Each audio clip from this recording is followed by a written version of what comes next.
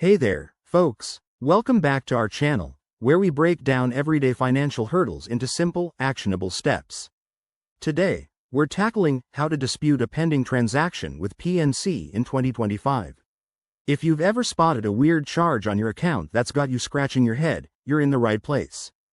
Disputing transactions can feel intimidating, but it's easier than you think, and it could save you from unnecessary fees or fraud.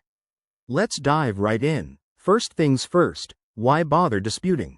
In 2025, with digital banking evolving fast, pending transactions might result from errors, unauthorized charges, or simple mistakes. PNC Bank has streamlined their process, but you need to act quickly, usually within 60 days. Start by logging into your PNC account via their app or website.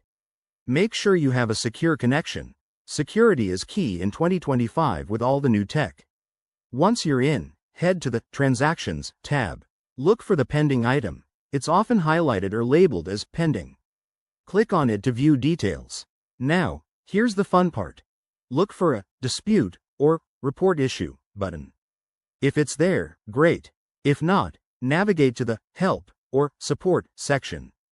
You'll need to provide specifics like the transaction date, amount, merchant details, and a clear explanation of why you're disputing it.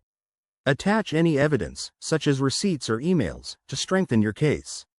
After submitting, PNC's system will review it. Expect a response within 3 to 5 business days, thanks to their AI-enhanced processes in 2025.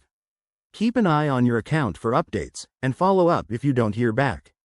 Remember, always keep records of your dispute for your files. It's your best defense. One more tip. If the dispute involves potential fraud, consider freezing your card immediately through PNC's Quick Freeze feature. That wraps up our guide. By handling this proactively, you're taking control of your finances.